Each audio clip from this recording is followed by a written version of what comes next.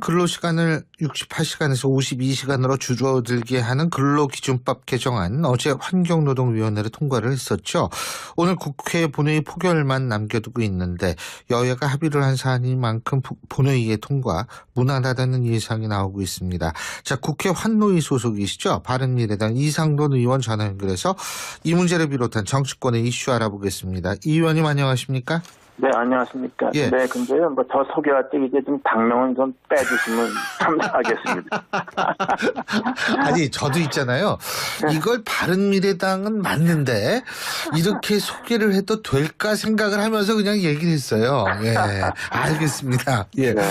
자, 어떻게 보세요? 오늘 노동시간 단축 근로기준법 개정안은 뭐 본회의 무난하게 통과가 되겠죠? 네, 무난하게 통과할 거라고 봅니다. 네, 특히 그 휴일 근무 그걸 두고서 좀 국회가 지금까지 제대로 역할을 못했죠. 그걸 법원에 그냥 맡기는 것은 좀 무책임하다고 생각했는데. 네. 그래서 이미 좀 한노위에서도 대체로 이미 합의된 사항이 좀 뒤늦게 통과된 겁니다. 그렇군요. 그러면 이게 300인 이상 사업자는 7월 1일부터죠, 사업장은. 그죠? 네, 그렇습니다. 좀 작은 사업장은 유예가 좀 있죠. 그러나, 사실상 요새 휴일 근무를 많이 하는 업종은 몇몇 대기업들하고, 그 다음에 특정한 기업이죠. 일반 마트 같이 이렇게 쭉 사업하는데. 네. 그런데 이제 근로자들이 좀, 노동시간을 좀 줄여서 그야말로 좀 여유 있는 삶을 하도록 좀 도와주는 역할을 하고, 또 이제, 그렇게 해서 이런 근로자가 부족하면은 또 새로운 근로자를 써서 일자리를 만들도록 하는 겁니다. 네. 예. 근데 이게 부작용으로 좀 걱정이 되는 게 중소기업의 어떤 부담 문제, 그리고 실제로 이 근로자들 같은 경우에 이 좀 실질적인 소득이 줄어들지 않느냐 이런 문제, 이런 것들, 이런 부작용을 좀 슬기롭게 극복해 나가야겠죠. 그죠? 네, 그런 면도 있습니다. 그래서 이제 당장 주말에 일거리가 있는데, 네? 그렇다고 해서 배란간 주말만을 위해서 새로운 근로자를 구하기도 어려운 경우도 있겠죠. 그러나 그런 경우도 있겠습니다만은 이번에 합의된 법안이 큰 줄기에서 매우 타당한 법률입니다. 그렇군요. 어쨌든 이거 좀 잘 정착이 됐으면 좋겠어요. 우리도 이 삶의 질이라는 그런 측면 이제 좀 생각해야 될 때 되지 않았나요? 그죠?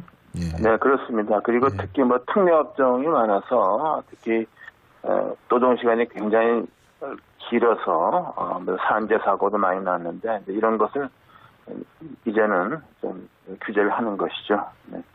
참, 의원님. 네. 근데 바른미래당에서 그 출당 안 시켜줘요? 아니, 그건 출당은 그쪽에서 결정한 일인데, 네. 저도 누누이 말씀드렸지만은, 이렇게 간다고 그래서, 바른미래당에 좋을 게 하나도 없습니다. 바른미래당 창당하고 나서, 이 지지율, 민주평화당도 지지율이 그렇지만은, 거기서 제일 나쁜 영향을 준 것이 비례대표 3명의 문제고 계속 이 문제가 지속이 되지 않습니까? 네. 그래서 이 문제는 깨끗이 해결하는 것이 바른미래당 미래를 위해서도 좋다고 봅니다. 예. 그러니까 그거 좀 빨리 지방선거 전에는 좀 해결해 줘야 된다 이렇게 생각하시는 거예요? 저는 그것도 지방선거를 거기서 잘 치려면은 별로 잘 치를 것 같지 않지만은 예. 좀 그렇게 하는 게 낫다고 봅니다. 계속 이 문제가 될 것이고 그리고 저 같은 사람이 그냥 입 다물고 가만히 있겠습니까, 솔직히? 아니, 근데 이 의원님께서 잘 치를 것 같지 않다 이런 말씀 하셨는데 근거 있으세요? 아니, 사사건건만 되면 얘기가 나오지 않겠어요. 더군다나 지금 안철수 전 대표가 서울시장 나온다 그러면 글쎄요. 예. TV 토론에서 그런 걸 막 깨주고 그냥 망가지는 거죠. 더군다나 박지원 전 대표 말이 있지 않습니까? 자기가 만나본 정치인 중에서 이렇게 말 많이 바꾸고 거짓말하는 정치인은 안철수 대표만한 사람이 없다. 최고로 말 바꾸기 잘하는 사람이고 거짓말한다는 말까지 나왔는데 그 중에서 지금 이게 현실적인 문제가 이거 아닙니까? 완전히 내가 뭐 로맨스고 남이 하는 불륜식으로 자기가 민주당 비례 도의원 시의원 그 제면시켜달라고 했던 문제는 언제고 뭐 이런 문제 계속 제기되지 않겠어요? 네, 선거에 대단히 나쁜 영향을 줄 겁니다. 아니 근데 안철수 대표가 실제로 서울시장 나오면 당선 가능성이 어느 정도라고 보세요? 그거 뭐로 물으시는 겁니까? 그건 뭐 당선될 가능성이 없죠. 저 진짜 몰라요. 네. 모르면 정치학 교수 하시면 되겠습니다. 그렇게 보시는군요. 예. 네. 그러면은 예를 들면은 지금 민주평화당 같은 경우에는 호남 지역이라는 지역 기반인데 바른미래당 같은 경우에 지금 지역 기반이 좀 불명확하다 이런 얘기들도 많은데 지방선거에서 한 몇 곳 정도 바른미래당이 가져갈 수 있다라고 보십니까? 바른미래당에서 사실은 뭐 광역단체장 가능성은 저는 없다고 보고요. 그리고 이제 기초단체장도 네. 그게 굉장히 어렵습니다. 왜냐 그러면 소선거구 아닙니까? 예. 단체장 한 명이도 2명 뽑는 거 아니지 않습니까? 예. 그래서 그 양당 구조를 그렇게 해서 하기가 어렵고 예. 이미 뭐 당 지지도 뭐 이런 것 등등해서 단체장에 좀 승산 가능성 있는 후보자를 거의 못 낼 거라고 봅니다. 네. 그러면요, 예. 네, 소선거구 체제에서 그게 양당 구조를 깨기가 극복하기가 쉽지 않고 더군다나 이 바른미래당은 저는 뭐 그걸 떠나서 이미 좀 굉장히 무리한 합당을 했지 않습니까? 그래서 지금도 뭐 당직자들도 구조조정해야 되고. 또 굉장히 이질적인 사람들이 당협위원장 가지고서 벌써 불협화음이 나오고 또 이제 제일 좀 그러면은 광역단체장의 도의원, 서울시, 부산시 시의원 같은 광역 그 의원의 비례대표 있지 않습니까? 예. 근데 그게 이제 뭐 기호 3번을 받으면은 저 승산이 있다고 보서 서로 하려고 그러는데 그걸 두고도 두 쪽 말하자면 과거 바른정당, 과거 국민의당 출신들이 굉장히 저는 그 대립과 분열이 많을 거라고 봅니다. 그래서 합당을 그렇게 무리하게 하는 게 난 아니었다고 생각합니다. 아니 지금 의원님께서 그 양당 구조 속에서 이런 표현 하셨는데 그러면은 예를 들면 바른미래당하고 자유한국당하고 뭐 이렇게 서울시장이나 경기도지사나 뭐 이렇게 연대해서 뭐 예를 들면은 뭐 한쪽에서 후보 내면 한쪽에서 안 내고 뭐 이런 방식으로 할 수 있다 이런 얘기가 자꾸 들리는 것 같은데 이런 부분은 어떻게 보세요? 뭐 그런 얘기가 지난번 대통령 선거 때도 있었죠. 또 그걸 믿고서 안철수 당시 후보가 뭐 당선될 거라고 생각도 했는데 예. 저는 그래도 거대 야당 아닙니까? 한국당이 예. 거대 야당이 서울시장 독자 후보를 못 내면 그 뭐 선거를 포기하는 거 아닙니까? 선거도 치르기 전에 문 닫아야죠. 예. 저는 그래서 그런 일은 좀 굉장히 없으리라고 봅니다. 그리고 현재 이미 그 박근혜 정권이 저렇게 무너진 지가 뭐 얼마 안 됐지 않습니까? 그래서 뭐 지금 선거 정부 이번 선거는 어차피 좀 집권당인 민주당한테 유리하게 흘러간다고 봐야죠. 저는 그렇게 생각합니다. 참, 지금 박근혜 전 대통령 말씀하셨으니까 이상돈 의원님께서는 법학자신데 지금 박근혜 전 대통령에 대한 검찰 구형량 30년 나왔는데 어떻게 보셨어요?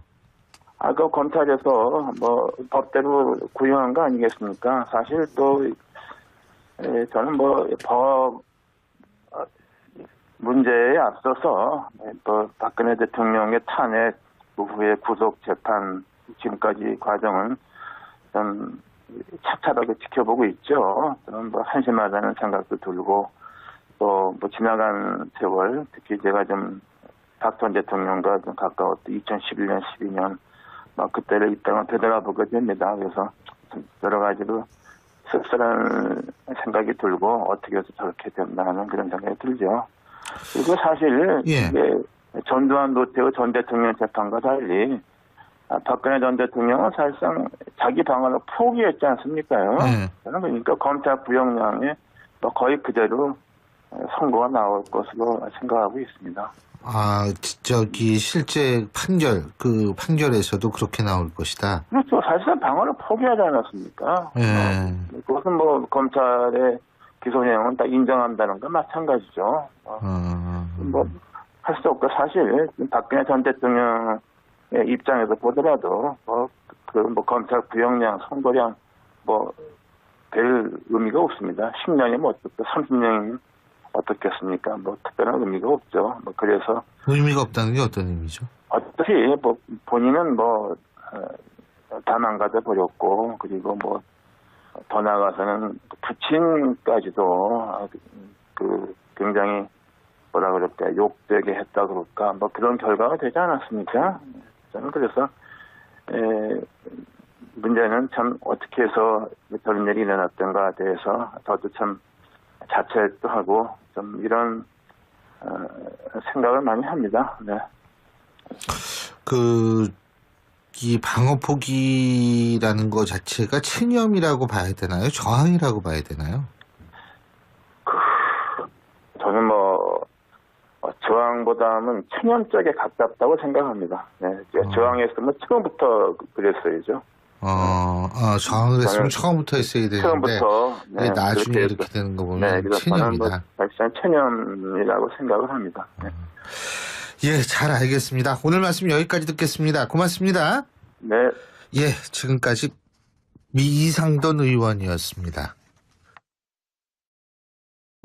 네, 그런 면도 있습니다. 그래서 이제 당장 주말에 일거리가 있는데, 네? 그렇다고 해서 배란간 주말만을 위해서 새로운 근로자를 구하기도 어려운 경우도 있겠죠. 그러나 그런 경우도 있겠습니다만은 이번에 합의된 법안이 큰 줄기에서 매우 타당한 법률입니다. 그렇군요. 어쨌든 이거 좀 잘 정착이 됐으면 좋겠어요. 우리도 이 삶의 질이라는 그런 측면 이제 좀 생각해야 될 때 되지 않았나요? 그죠? 예. 네, 그렇습니다. 그리고 특히 특례업종이 많아서 특히 노동 시간이 굉장히 길어서 산재 사고도 많이 났는데 이런 것을 근로시간을 68시간에서 52시간으로 줄어들게 하는 근로기준법 개정안 어제 환경노동위원회를 통과를 했었죠. 오늘 국회 본회의 포결만 남겨두고 있는데 여야가 합의를 한 사안인 만큼 본회의에 통과 무난하다는 예상이 나오고 있습니다. 자, 국회 환노위 소속이시죠. 바른미래당 이상돈 의원 전화 연결해서 이 문제를 비롯한 정치권의 이슈 알아보겠습니다. 이 의원님 안녕하십니까? 네, 안녕하십니까. 예. 네, 근데요, 저 소개할 때 이제 좀 당명은 좀 빼주시면 감사하겠습니다. 아니, 저도 있잖아요. 이걸 바른미래당은 맞는데, 이렇게 소개를 해도 될까 생각을 하면서 그냥 얘기를 했어요. 예. 알겠습니다. 예. 네. 자, 어떻게 보세요? 오늘 이제는 좀 규제를 하는 것이죠. 네. 참, 의원님. 네. 근데 바른미래당에서 그 출당 안 시켜줘요? 아니, 그건 출당은 그쪽에서 결정한 일인데, 네. 저도 누누이 말씀드렸지만은, 이렇게 간다고 그래서, 바른미래당에 좋을 게 하나도 없습니다. 바른미래당 창당하고 나서, 이 지지율, 민주평화당도 지지율이 그렇지만은, 거기서 제일 나쁜 영향을 준 것이 비례대표 3명의 문제고, 계속 이 문제가 지속이 되지 않습니까? 네. 그래서 이 문제는 깨끗이 해결하는 것이 바른미래당이죠. 일본 마트 같이 이렇게 쭉 사업하는데. 네. 그런데 이제 근로자들이 좀 노동 시간을 좀 줄여서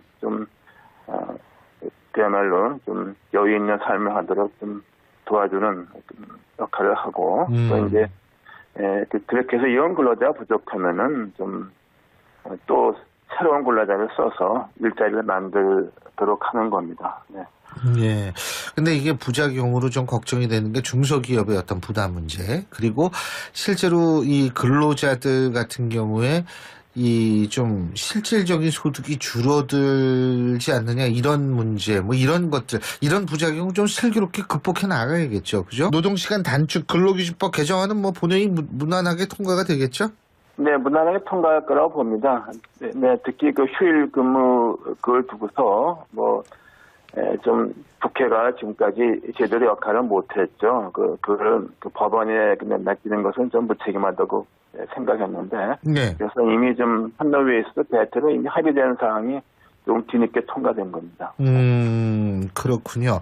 그러면 이게 300인 이상 사업자는 7월 1일부터죠, 사업장은. 그죠? 네, 그렇습니다. 좀 작은 사업장은 유예가 좀 있죠. 그러나, 사실상 요새 휴일 근무를 많이 하는 업종은 몇몇 대기업들하고, 그 다음에 특정한 기업